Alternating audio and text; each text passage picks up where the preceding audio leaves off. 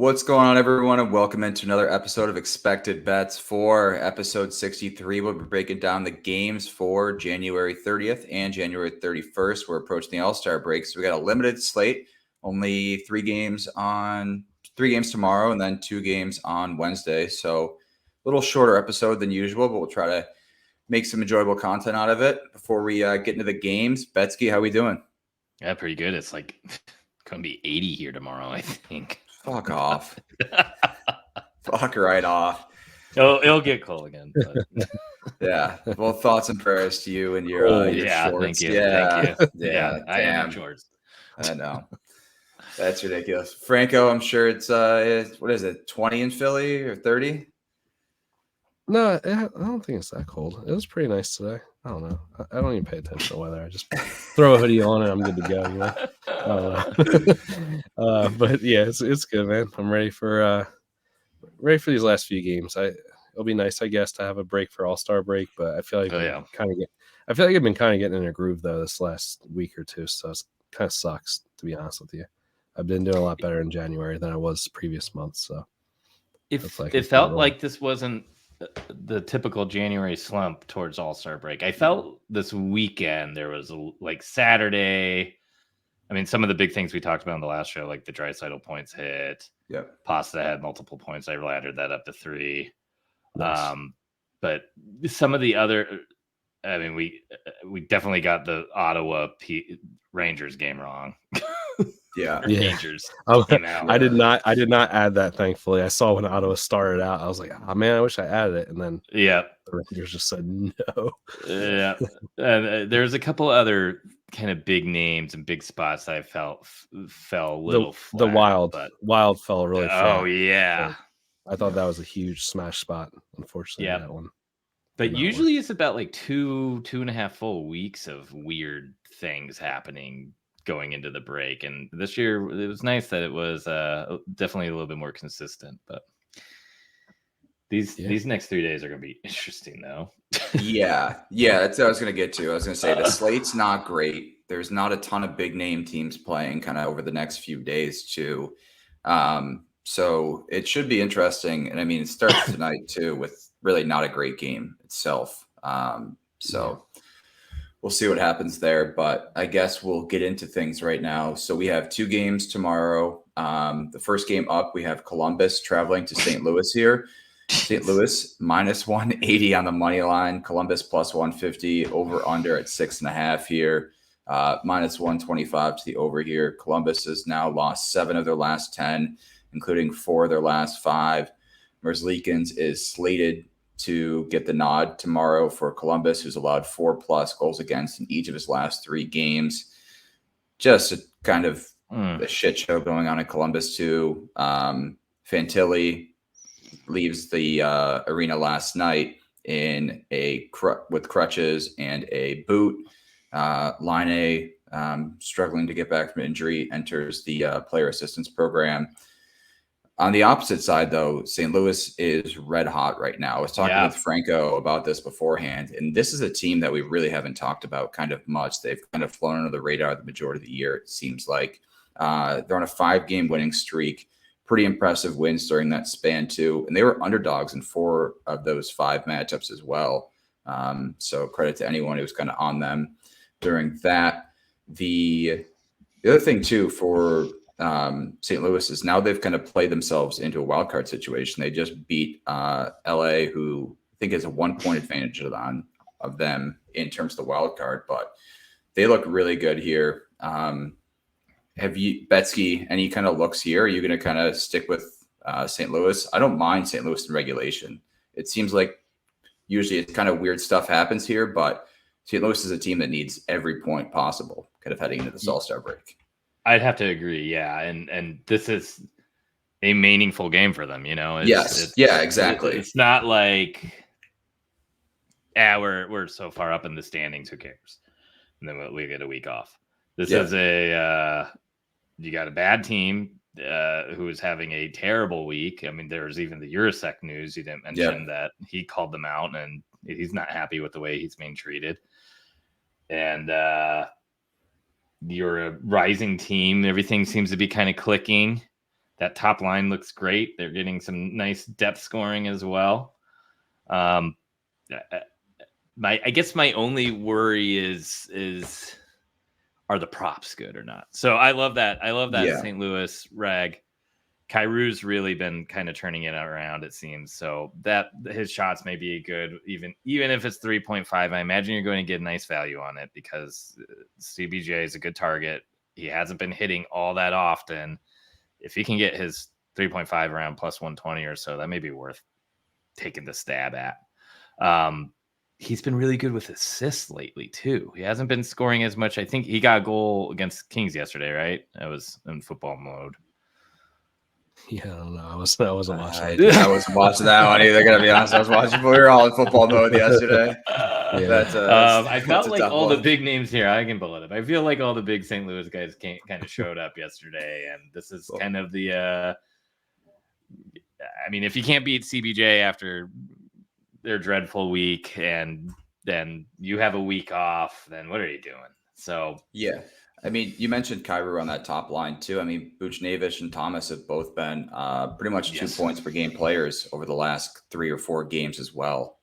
So that entire top line has been clicking. And yes, Kyrou did score on Sunday. So yeah, pretty much you could have just taken like that entire top line for a goal and been all right, huh? You almost just want to parlay. Buchnevich and Letty all scored, but yeah, geez, Thomas got an assist like he usually does. You almost just want to parlay that top line to get a point tomorrow against Columbus. That's what I'm looking at. That's what you're looking for, Franco? Yeah, I mean, why the hell not? Why not? Right?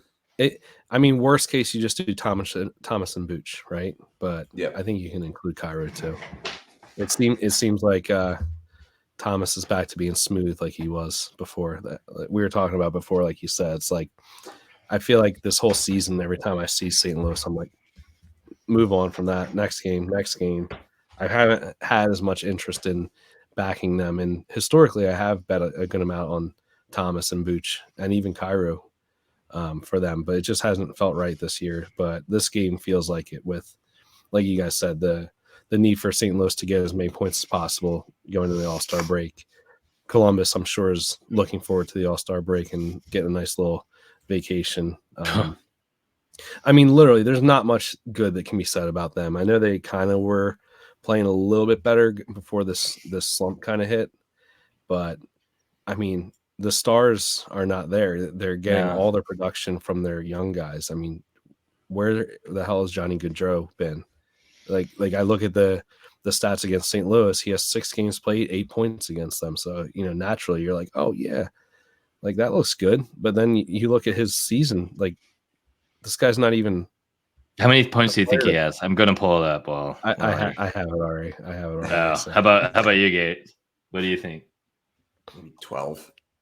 12? Not that. I have 49 games. Man. 49. No, maybe not. That might have been too low. I was going to say for Columbus, the only bright spot for them has kind of been Chinnikov. Yeah. He's been kind of great on that top line. He scored last night too when they played. So I think that's kind of their only hope here in terms of props for them. That'd be the only guy I really look at, depending on who starts for St. Louis. Bet his goal. If you're gonna bet him, like there's no point in betting his assist or point or whatever. Just like if you're gonna bet a Columbus prop, you might as well get as much value as you can. So he has 3 goals in his last 3, and he has 2 and 4 against them. So I don't mind that if you're feeling a little saucy. It should be at a decent number, I would think. Johnny Hockey has 31 points, by the way, which is actually more than my guess would have been like. I was way fucking off. Yeah, I would like to see what his last 10 is, though. Like, I feel like he's done nothing, man. Like, and they keep on. He doesn't shoot. He doesn't shoot anymore. Like, I watched him the one game because I had bet him against Calgary in Calgary, thinking like, if there's ever a game this guy's gonna get up for, it's this one. And every time he was on the ice, it was like he was just skating around in circles. He's been watching too much film of PLD. I'm like, who the hell is this guy? This is not Johnny Hockey. Like, yeah, what have they done to this poor guy? I know, it's awful. So I put in the same game parlay of Kyrou, Buchnevich, and Thomas all to record over half a point. the odds are awful. Plus 152. Awful. Where can you do that right now? On DraftKings, same game parlay. It's not even worth it. Plus 152. I've kind of played around with this off and on in the season, and I've gotten just burned too. Yeah, where one of the guys doesn't do it, and you're not even getting great odds to begin with. So I don't know. I have not been crazy about now, and it sucks because you can't get alt shots because you could do like 3 Kyrou shots point, 2 Thomas shots point, and 3 Bush shots, and then maybe take off the point or something, or and see what it would be, but you can't do it. So I wouldn't want to take 3.5 for Bush. No, that's brutal. Any other looks in this game here? No, I mean maybe you just do Thomas assist if that's is that even bettable? Minus no, because he's scoring this season. It's not even worth it. I know. All right, screw it. Buchnevich goal then. That would be my play then. All right, forget it. Like let's go value then. I'll do a Kyrou goal. I think he got the monkey off his back. I think he's going to start heating up, and I like that too. I mean, I think that line's going to score 2 goals at least. Yeah, me too. I'd even lean. I don't play puck lines a lot, but plus 136 from the Blues puck line doesn't seem too bad either. Yeah. In terms of some value there. What about team total? Does team total look all right? It's got to be 3.5, and it's probably going to be like minus 140 for 3.5. Minus 135. Not cute. Not worth it. Because this could easily be a 3-1 game, and I feel like for these games you should just be taking value then. Like there's no point in laying that type of price. It's just not worth it.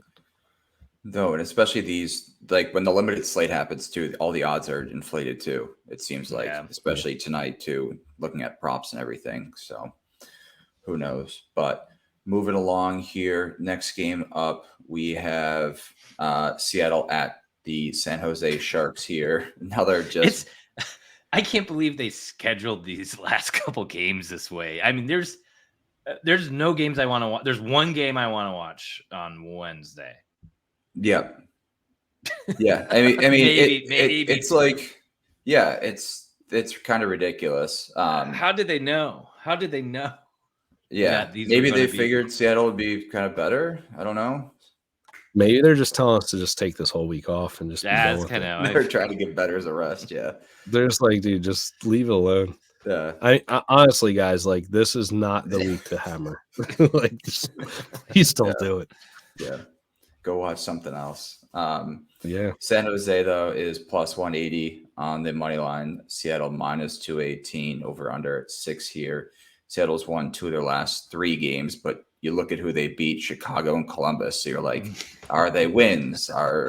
Should they get 1 point instead of 2? And then outside of that, that's the good news. The bad news is they've lost 5 of their last 7. So it's like there really is no good news for Kraken fans in terms of this here. San Jose, on the other hand, won 3 of their last 4. They're coming off a 5-2 loss against Buffalo.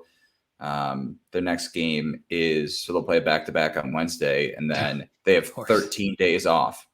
Oh, that's nice. Yeah. I think all they have the most by far. Some capacity. Oh, they do. Okay, they have the most games off since the All-Star game. But yeah, you're right. There are like big stretches for everybody, and it like historically always messes with teams like big because it gets everybody out of rhythm. The goalies, the players, all the routines and stuff. It's like resetting the season. I hate it. Like I don't know why they do that because like you gotta start factoring that in. Like when a team's coming back from that, like. They're not going to be in the same stratosphere as the team they're playing against that's been playing for the last like 2 weeks or whatever, or a week, or whatever it is. You think Thomas Hertl's jealous of his teammates that they don't have to go to Toronto for the All-Star break? Yes. Yeah, exactly. Yeah. You have to leave sunny San Jose to go to Toronto. Yeah, San Jose. That's like a punishment. San Jose's not that sunny though, right? That's pretty north. That's like northern California. But they probably all have vacations planned somewhere nice. Oh yeah. Yeah. Oh yeah. Yep. Mm-hmm. No, I can't imagine. I can't even imagine. I mean, think about Boone Jenner. God. He's probably like, do I really have to do this? Yep, and he's playing tomorrow, so he has Wednesday and Thursday off. hops on a flight to Toronto. Yeah, what a treat for him as well.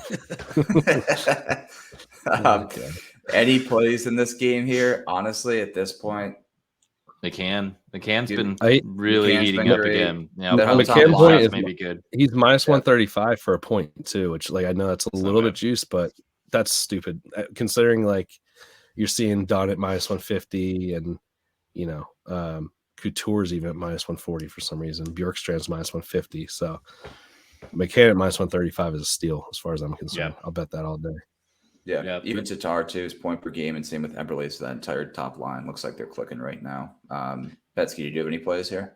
Nah, that's pretty much mine now. I guess this would be one that I would consider a puck line for Seattle, but I didn't realize Sharks were heating up, quote unquote. So yeah, but I mean, I don't know. This Sharks have been way worse at home. It feels they've. I think they go into other people's barns and those, but they're better at home. Mm-hmm. Oh, crazy! Yeah, they're 8-13-2 at home, 5-19-2 on the road. Oh, wow! All right. I guess I'm stuck in thinking of that one road trip where they won like two of they rattled up games. Yeah, I mean, when we get to that game later, Anahiem is in that smash spot because the Sharks are going to be on the back-to-back and they're going on the roads. So it's they're done after that. Yeah. I don't. But yeah, I agree. I lean Seattle, but there's not really value there. No, we were talking about too in terms of goaltenders getting run of the ground too, and Decord has played 7-8 games in a row right now. Yeah, and it looks like he's slated to play tomorrow as well. No, why? So, why? I mean, why? This is the perfect scenario to not play him. Mm-hmm. You got a shit team. You're going up last game before a break. Yeah, I don't get it either. The Flyers did the same thing against Boston, throwing Ursan out again. It's like, dude, just let him take a break. Yeah. They had to pull him anyway because he gave up 5 goals in the first period. It's like, just take it. Just take the L, dude, and just let the guy get some rest. Yeah. I don't know. I guess their thought process is they're going to have the All-Star break for rest, but like everything helps. These guys are getting overworked, and they've never had this type of stress to their bodies. Especially Decord. No, and I mean, that's what I'm saying. Yeah.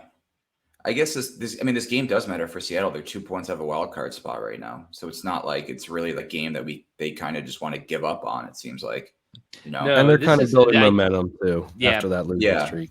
Yeah, but it's the Sharks though, so you could probably pull it off with Grubauer. Yeah, and Grubauer hasn't been that bad. Everybody, they shouldn't be playing Decord, but they should be motivated. Yeah, right? I agree. This is a game you don't want to drop before the extended break at all. No, and it's like the St. Louis versus CBJ. Yep. What's that parlay? Yeah, there you Seattle, go. St. Louis plus 126. There you go. That's it. That's it. That's it right there. And then throw a halfie on the puck lines for both. Mm-hmm. Yeah. I'd even you can do a puck line parlay too, which probably pays pretty nice. Yeah, plus 419 for both of their puck lines. Yeah. I don't mind that at all. That's some good value. You might lock that in right now almost. Because I mean, what do either the Sharks or the Blue Jackets have to play for right now? Like the answer is nothing. It's not even like a dignity thing anymore. No. Yeah, I don't hate that at all. I really feel for Columbus fans. I mean, at least Shark fans are like, well, we got Will Smith coming up. We're probably going to get a top 3 pick this year. And they were going into the season salary cap hell. Yeah. Like any Sharks fan knew the season was going to be bad. I mean, the beginning of the season here, we were thinking that's Columbus maybe kind of all right.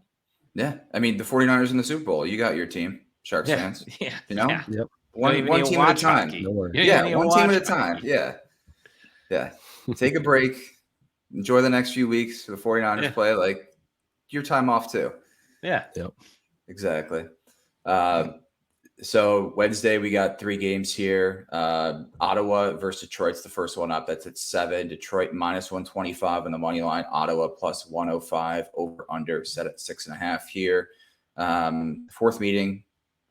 these teams start the season. I believe we covered this when it was the European series to start the year, right? Yeah. Yep. Yeah, because we had talked about Yeah. kind of guys to target there. Ottawa has lost their last 2 games to some formidable opponents, Boston and New York.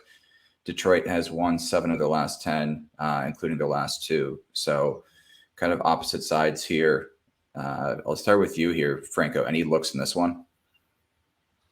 Just to point out, Ottawa's down 1-0 to Nashville right now too. So yeah, and they're coming off not back a good to start back there. Yeah. So no. Well, yeah, there'll be a day in between. There'll be, there'll be a day. True. Yeah. But they have to travel to Detroit. Not that's that far, I guess. Man, I mean, there's a couple. Honestly, this game, I feel like there's a decent amount of players that stick out player prop wise. So I mean, I guess I lean the over. I don't want to really pick a side because I think like both teams are relatively motivated to an extent. Like Ottawa's been playing a little bit better recently, and just they look better defensively than they did earlier in the season. I don't know if that's just Shabbat being in and not in and out, kind of like he has been. But Detroit is, I mean, we were looking at the standings before we went on the show, and I was surprised how high they are in the standings. They're finally getting goaltending. They're right. They're right. Yeah, I mean they're right in it, and I don't know. I don't know why I hadn't considered them to be as good as they've been, but they have been. So I don't know. I think both have at least something to play for here. I would probably go props though pretty heavily here. If this is the game that interests me the most of these 5 games we're breaking down. Stutz looks great. Probably looking assists for him. Same for Giroux, assists. Both have great histories against Detroit, both in great recent form, and I feel like that line has just been awesome. So that's where I would go with there on that side of the ice. But then on Detroit side, I'm looking at Raymond. You could probably get his point, but I think I'm going to go a little greedy and go with his assists. He has 6 assists in his last 3 games. Wow. And yeah, I mean, overall, he has 7 points against Ottawa. Detroit, and I think we talked about this last time. I have a theory that because Stützle went ahead of him in the draft, that maybe he has a little beef with Ottawa. Ottawa. Yeah. I mean, I think they were back to back. Okay. Right? I like that. Yeah. So like it went Lafreniere, Byfield, Stützle, Raymond, Sanderson. Okay. Yeah, then he's got something to fight for. There's that angle. Yeah. I mean, and that line's been great recently too. So I mean, Larkin's been flying. He finally reached his goal mark that he was shooting for. Another one that's sneaky. I got 2 sneaky ones though for Detroit. So one is Ghost spare point if they're going to give it to us. He has 10 and 9 games versus them. He hasn't been that great this year as far as points, 32 and 48 games, but he gets those power play minutes. He should be involved, I think, and he has that good history. I think you're going to have pretty good value on his point prop. And then the other one's Comfer. He's the last. There were 3 Detroit players last week going into that week who were all looking for milestones. I think Larkin was 2 goals away, or 2 or 3 goals away from his number for his goal prop, and then it was Kopp and Comfer were both at 99 to hit 100, and Kopp got it the one night. I hit a nice plus 600 on that bad boy. Yeah, nice. But Comfer's missed 2 games in a row now, so he's the last guy. Like, I feel like there's going to be a little bit extra there, like the guys are going to be kind of setting him up a little bit extra. Yeah. So depending on where the line is, he's got a decent recent form at least. So I don't mind sprinkling that as well, just to get a little more fun in on that game. Yeah, I like all those plays too. Betzky, do you have anything here? No, those are all great looks. These 2 teams hate each other now, though. So this is going to be a fun one. And I mean, it seems like every single time they play, there's been issues. Perron would be somebody I'd be maybe interested in as well, because wasn't he kind of caught up in the scuffle last time quite a bit? Didn't he get in trouble after? Was that the one where they hit Larkin, right? And then Perron went and killed a dude. Yep. I forgot about So maybe his shots look good. I mean, I think he's usually 1.5, but maybe alt that to 3 coming off that big game against Vegas, who he also hates. Or taking his 0.2, which has been plus money. So I took his shots at 3 and his point against Vegas. He hit both. That was a nice little, I don't know, Nice. plus 270 or so once you combine both. But yeah, he's kind of been streaky. I don't think he's on the line with Raymond and Larkin then, huh? He must be on. No, it's DeBrincat. Yeah. Which, Well, I mean, we keep was on on that wanting line to with- see. with him, Ooh, with- yeah. Then I definitely like Prom yeah. Point. And we keep on wanting to see DeBrincat go off against Ottawa, but I'm putting in the towel. I'm not worried about it. I'm not going to. Yeah, I don't think he has the hate in his heart, man. I think he feels bad. Yeah, probably. Probably. I took that money and I just ran, didn't I? That's good. I'll let him go. Yeah. If Ottawa doesn't win tonight, I'd probably take them on the money line side, though. They're probably going to be the dogs. They are. So they're plus 102. Detroit's minus 122. Yeah. The only thing I'm hesitant with Ottawa. Change here, man. The only thing I'm hesitant with Ottawa is their away record's just abysmal. They're 6-13 on the road this year. I don't know. I mean, Detroit's been pretty solid at home, 14-8-4. Detroit's wins too in the past few games have been pretty good. Vegas 5-2. Tampa Bay 2-1. Florida, they knocked off the Leafs too.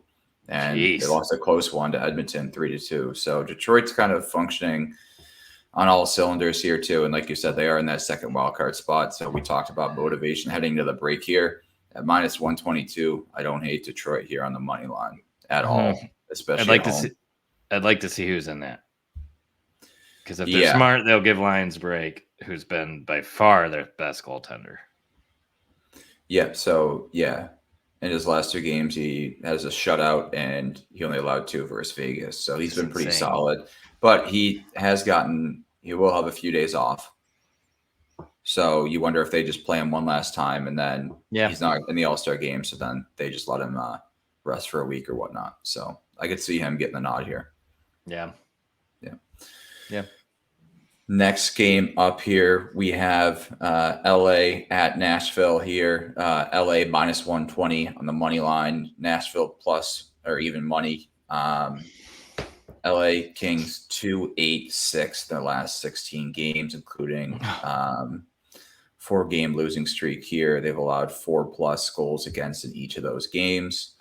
Nashville 5-5 in their last 10, but 1-3 in their last 4 here. Kind of an interesting matchup here. I mean, LA is just struggling big time right now. Seems like they just don't have an answer for anything. These teams did play earlier this month, though, where Nashville won 2-1. Interesting line at Nashville at even money. It's pretty tempting given the state of this current Kings team. But I'll start with you here, Franco. Any looks in this one?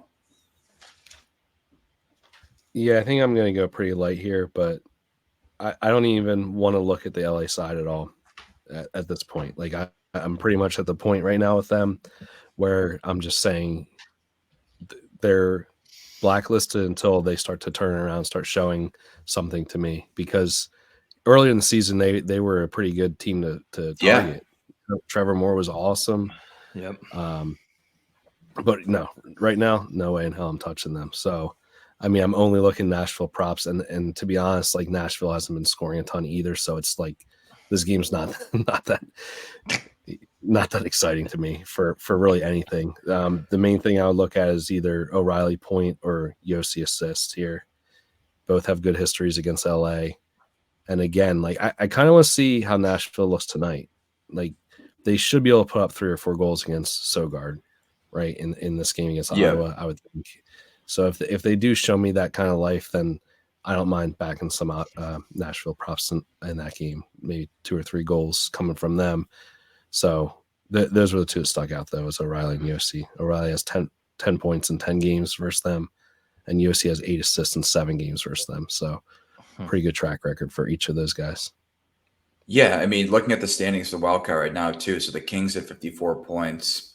St. Louis is 54 as well, which they just lost to, and then Nashville's right below them at 53. So if LA drops their last two games to St. Louis and they lose against Nashville, they're just really letting teams kind of in this wild card race heading into the break, which isn't ideal at all. But Betzky, any looks for you here? Well, I do have to agree that I'm hesitant to take any Kings props here, but Fiala's shots have been very, very good against Nashville, which is his former team. He missed when they played them at home just like 2 weeks ago, but if I remember correctly, it's like out of the last 6 or 7 games, he's usually, when he hits, he's at like 4 to like 6 shots. So that may be one I kind of look at. Yeah. I'll see kind of what his road versus home splits look like and just kind of feel it out. You got to think Kings are going to be pushing to end this before the break on a high note. Especially, I mean, they took Blues to overtime. They were constantly kind of like in scoring, and then the Blues would like catch back up in that game too. So Kopitar and Kempe have been fantastic on the road. I think they both are at about 75% hit rates for points. Kopitar's a little bit more consistent with his assists. So if you want to lean into that, Kopitar assists may be a nice little spot there. But yeah, I hear you. I don't love many props from this game. I don't really love trying to trust the Kings right now. And Nashville's kind of like the top line and Yossi are really the only ones that feel kind of trustworthy. So, yeah, the only good news for the Kings heading in this matchup is that they are better on the road. They have a 14-6-4 record. So they were better on the road, though. Yes.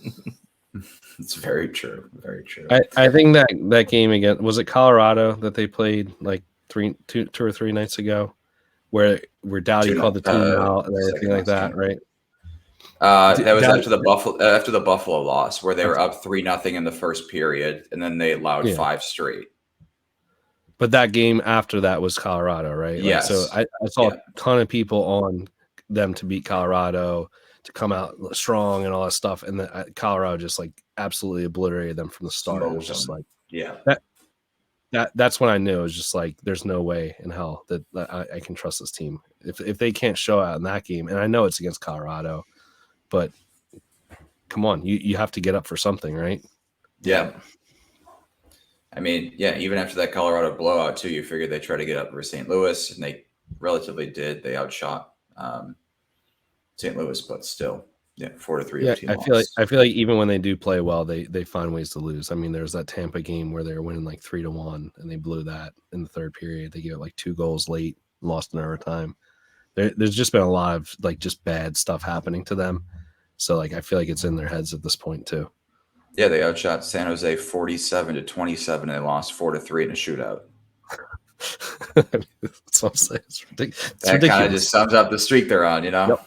It really does. It's just nothing goes right. So, I mean, Nashville plus 100 doesn't look too bad, to be honest. No, not at all. And that line's moving too. Already a few books have Nashville around -105. So, all right, last game up before we preview the All-Star game here. We have San Jose traveling to Anaheim. Anaheim -180 on the money line. San Jose +150 here. Anaheim 2-4 in their last 6, 4-5-1 in their last 10. We already talked about San Jose, so I'll kind of leave it at that. Betzky, any looks in San Jose, Anaheim before we head to the All-Star break? Let's head to the All-Star break. Yeah. I don't know. Vetrano home shots have been a thing, and he's got a great target here, and he's been not as consistent lately, so you may be able to get that at a nice price. But of course, since he's playing San Jose, they may juice it up too. So McTavish just seems to be heating up again. I'd like to know what his point is. That'd be one I'd be curious in. He had that injury right after he was looking really good. His point was pretty playable up until that injury. Then he came back, and it seems like hasn't quite gotten back to the same step until maybe these past like 2 weeks or so. He's been really kind of kicking it up again. So Again, great target against San Jose here. I mean, that's probably all I got. Maybe Troy Terry assists. I don't know. Yeah, Troy Terry's been. They really gave us the cream of the crop for these last couple games. Yeah, no, for a send off game here, it's a steaming pile of shit. And they're like, have fun with it. Here's your slop, everybody. Yeah, enjoy it. Franco, I know you said you have a hammer spot here, I believe, right? Man, I don't know. I kind of like this game. I'm crazy. I don't know. It's sicko moment here. I guess I'm crazy. I don't know. I mean, I don't know what the price is going to be, but Ducks team total I like a lot. Like if it's bettable, if it's 3.5 minus 135, I'm not touching it. But like if it's relatively bettable, it's a 6 is the total for this game. It is. I like that. 6 is a total. But they don't have team totals out yet. But so with that being said, I mean, a ton of Ducks look great. I agree with McTavish. He looks awesome. 8 points in 6 games versus them. He's heating up. 5 goals in that too. So maybe sprinkle his goal prop. Yeah. Henrique looks fantastic. 13 points in 17 games versus them, as well as Terry, 13 points in 17 games. 12 of those assists. So that's a great call by you, Betzky, on the assist there. So, I mean, they all look good. Vetrano, 5 goals in 7 games versus them as well, because I'm sure his point prop won't be bettable. So essentially a ton of Ducks look great. That's why I like the team total. I think that's probably like the best bet if it's good. If it stays at 6, it's a good look. Yeah, I think we could probably get 3.5 plus money. This is a terrible spot for San Jose, like we said. Yep. Back to back, moving from Seattle they're at home against Seattle, who's a relatively physical team, I'd say, and then they're gonna have to play this game in Anaheim. They're terrible on the road, and then they have this long break after that. Like, come on, you know how it is. If you're at work and it's Friday and you see you're off the next week, you're on a vacation coming up, how productive are you on that Friday? You're not doing shit. Let's be honest here. So that's how San Jose is going to be in this game, I think. And Ducks are going to have a lot of fun. They're young, they're exuberant, right? So that's where I'm at. I don't know. I think there's going to be a lot of goals for the Ducks. That's where I'm at. Yeah, that's a fair point there too. And kind of just touching back on that Nashville game. Nashville's already put up 2 on Ottawa in the first period here, and DraftKings has pulled the game for Tuesday already. So I'm assuming when they reopen that line, Nashville will not be at even money. It's 3-0. It's 3-0 now. Yeah. That even money is probably gone on the Predators money line. So, damn it. Yep. I don't understand what is happening to Ottawa. They started Sogard tonight. That guy stinks, man. That guy, like, I remember I had that Ottawa future last year, right? And they lost, like, all their goalies were just dying. Yep. And it's like, okay, they called up this Sogard kid. I'm like, come on, man, you can be my savior. Like, we just need. I think we need 3 wins in the last 7 games or something like that. Was all it took, and it's just like this guy was letting in 5 goals every game. Like, this is just. I think his goals against tonight at 2.5 was minus 170. 5 or something like that. So that kind of says all you need there. 3 goals. Real quick side note: when did Zellweger start playing for the Ducks? He's on the top pair. 3 games ago. Yeah, I was actually going to consider his goal prop. I bet it the first night he played, he didn't hit, obviously, but this might be a good game to sprinkle it. Yeah. Again, it was 12 plus 1,200 or something. So, and then who is their second line center? Grolix? G-R-O-U-L-X? Gruel. His name's Gruel. Gruel? Yeah, almost like Gru, from Despicable Me, if you got kids. But, that would be a great jersey to have in the collection. And 10 years from now, people are like, who the fuck is that? Yeah. He's actually young. You don't remember Bo? Not like an old. He's not like an old dude. So I don't know what his talent level is or anything. But so he's centering Terry and Vetrano though. Yeah. That'd be an interesting point prop though, because Terry hasn't been terrible, and Vetrano at home is usually better. Yeah, but you probably will have to do the Gruel goal. Post that graphic and might lose a bunch. I'm gonna have all these stupid gain. You know what's gonna happen? That's gonna be that game where you start the night off pretty decent, and you're posting a card like Gruel goal, And We're gonna ladder for goals. Yeah. And people are gonna be like, "Who the fuck are you even betting on? I've never even heard of any of these players." Yeah, the goal challenge ladder. Yeah, one bet to win $1 million. Ladder them up. All right, moving along here. Hattie. Yeah, book it. This would be a hell of a clip. This would be a hell of a clip if it happens. So we'll see. All right, I'm gonna throw change on it just for you have to. For, There's no doubt. Now I have to. No. Yep.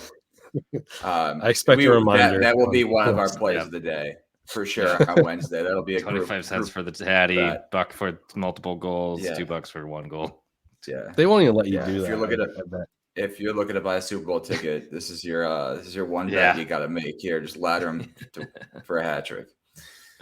So last segment here, obviously we have the All-Star game coming up. And with that, we have the NHL skills competition. So the NHL skills competition is, I think for the past few years now, has been sponsored by DraftKings, which is nice. That means we're going to get guaranteed lines on some of these events. So it's a new format this year. So 12 players who have already been chosen, which is Pasternak, JT Miller, Nikita Kucherov, Quinn Hughes, Elias Pettersson, Austin Matthews, William Nylander, Jack Hughes, which we'll get to in a second, Nathan McKinnon, Cale Makar, Connor McDavid, and Leon Draisaitl. Before we get into the format here, why is Jack Hughes playing in this event? It doesn't make any $1 million. sense. It makes he doesn't need it. No, he doesn't need it. If you're the Devils though, and the NHL is like, oh, we want this young star and future face of the NHL and everything to kind of play in this.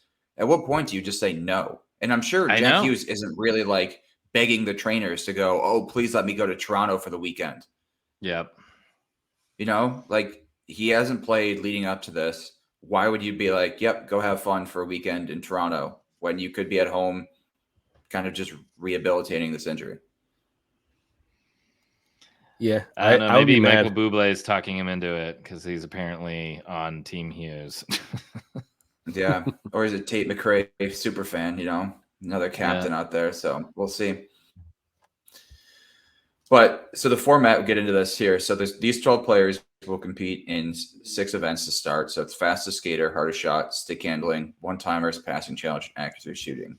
So then the scoring system will work. First place gets 5, second place gets 4, and so on. So that's going to happen for those 6 events. After those 6 events, the top 8 will advance to the NHL shootout.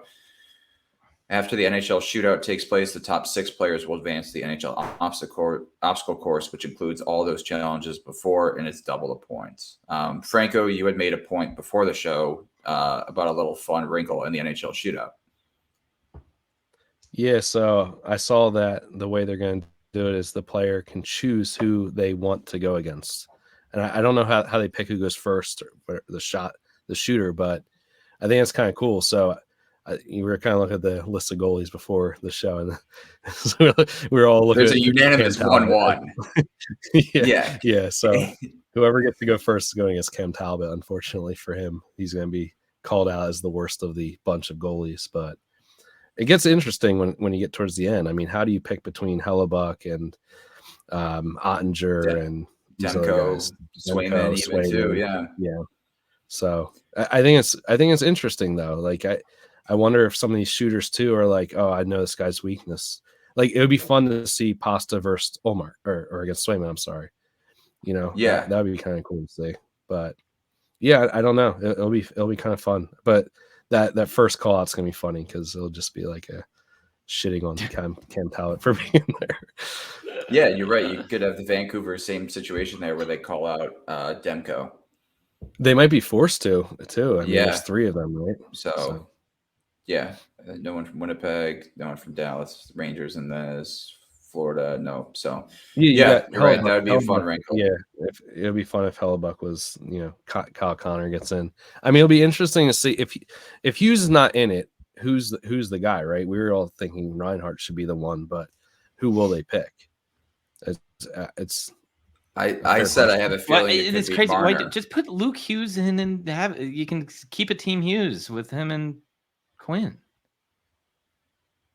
Yeah, you're gonna get 2 of the 3 brothers regardless. Yeah, but Luke isn't in it. Yeah, obviously.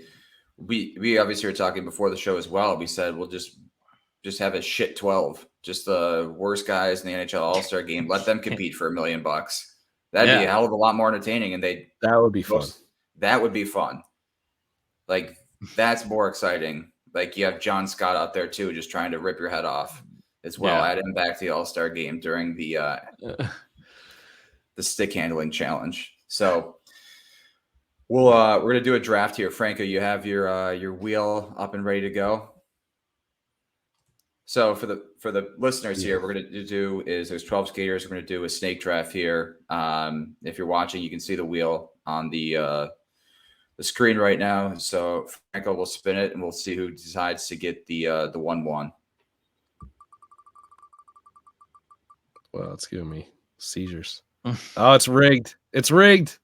All right, Franco's got the 1-1 here. And while you kind of spin this as well for the second pick, looking at so we kind of talked.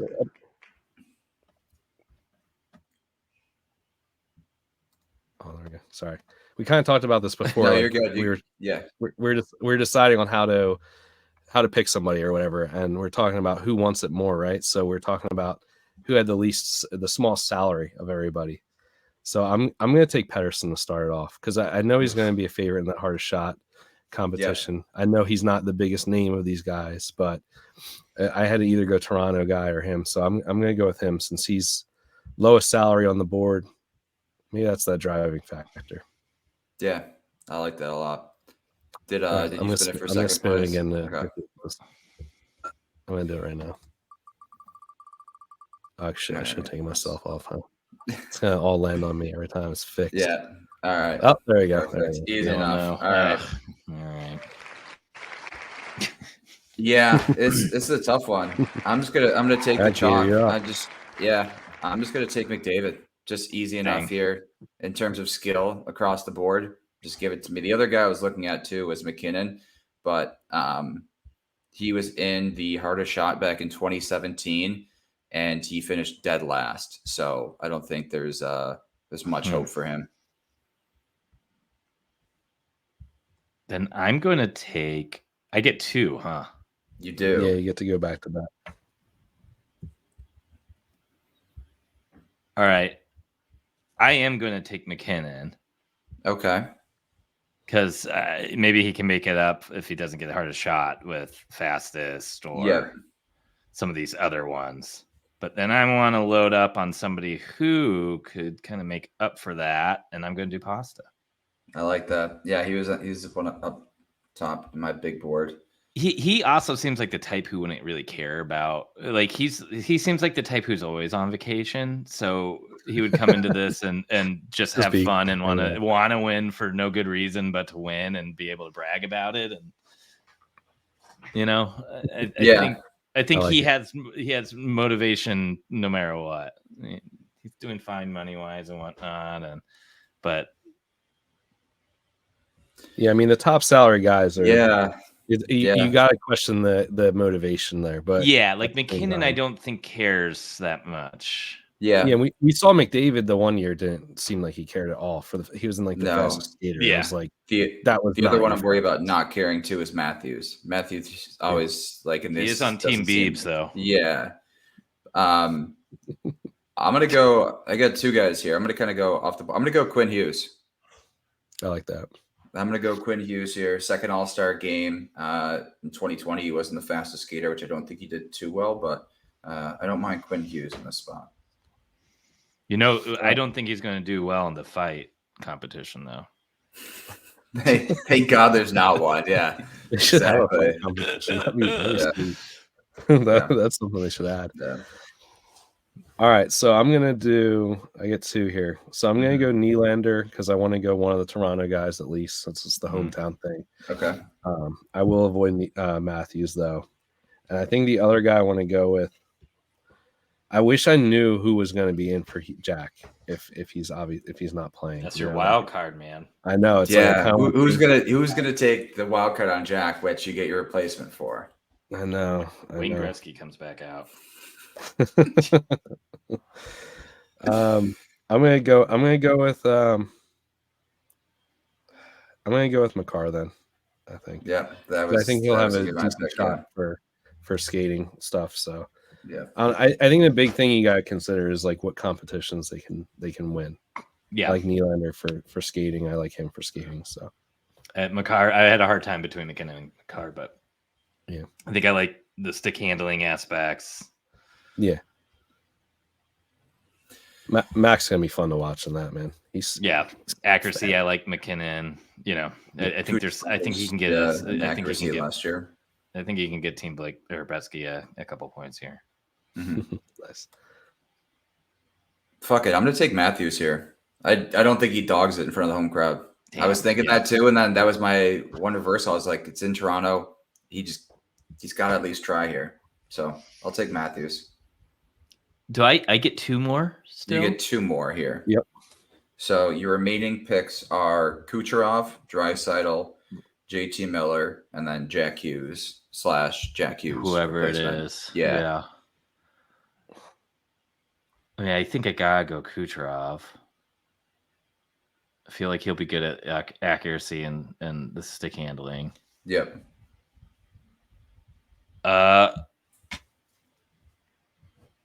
I guess I will go Draisaitl too. Why not? Right. Okay. So I got McKinnon, Draisaitl. That's a pretty nice team you got there. Kucherov and I don't even remember Pasta. Yeah. Good luck, guys. I'm gonna take Jack Hughes / Jack Hughes replacement because I'm not taking JT Miller in this one. Yeah, I guess that is not who I'm banking on in this first All-Star game. So. And JT Miller is smoking a cigarette. Yeah. For the fastest skater competition. I don't get the JT Miller thing, man. Like I don't get it. How does he get in or Reinhardt for this spot for this competition? Because he's on the Canadian team. I guess, but like we already got Hughes and Pettersson. We don't need three. Like I'd rather see like Nick Suzuki. If we're going Canadian players. I mean, not really, but yeah.